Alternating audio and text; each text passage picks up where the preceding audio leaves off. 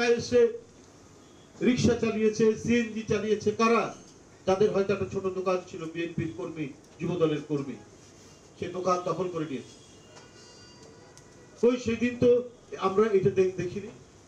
আমরা দেখেছি উৎকট চামচামি করতে, ইস্তাবকতা করতে, শেখ হাসিনা বিদেশ থেকে ফিরে আসতে করে এমন সিনিয়র সাংবাদিক তিনি বলছেন যে আপনি তো নোবেল প্রাইজ পাওয়ার কথা, তো এটা কারা বাধা দিচ্ছে? এটা হতে পারে? কি দেশ? প্রধান উপদেষ্টা সারা বিশ্বে গুণীজন হিসাবে তিনি পরিচিত। কি ইচ্ছা তার? আমরা এখনো কিন্তু জানি না কেন মামলা দেওয়া হয়েছে। দেশনেত্রী বেগম খালেদা জিয়া, দেশনায়ক তারেক রহমান রাজনৈতিক প্রতিপক্ষ, তার দেশবাসী জানে তাদের বিরুদ্ধে যে সাজা এবং মামলা, এটা হচ্ছে প্রতিহিংসা কারণ। ডক্টর ইউনূস তো কোনো দল করতে, তাকে আদালতের 10 তলায় এই 85 বছরের বয়স্ক মানুষকে হাঁটতে হাঁটতে তোলা হতো না।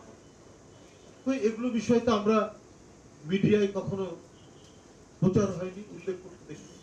আমাদেরকে যে পরিবর্তন হয়েছে, এক ভয়ঙ্কর দানবীয় শক্তির পতন হয়েছে, পৃথিবী কাঁপানো শিশু কিশোরদের আন্দোলন, সেই আন্দোলনে পতন হয়েছে এবং এই আন্দোলন ধারাবাহিকভাবে চালিয়ে এসেছে বিএনপি এবং বিএনপির নেতৃত্বাধীন 20 দলীয় জোট এবং সমমনা দলগুলো।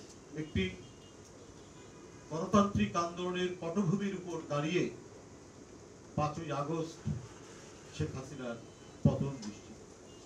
এরা সবাই গণতন্ত্রের কর্মী, যারা উপস্থিত হয়েছে তাদের চাকরি, তাদের ব্যবসা, সমস্ত কিছুকে জলাঞ্জলি দিয়ে তারা জনতার কাতারে এসেছে। বন্ধুরা আমার, আমরা এই জন্যই বলতে চাই যে এই ঐক্যবদ্ধ আন্দোলনের মাঝে ঐক্যের যারা ফাটল সৃষ্টি করবেন তারা পতিত স্বৈরাচারেরই দোসর হিসাবে পরিগণিত।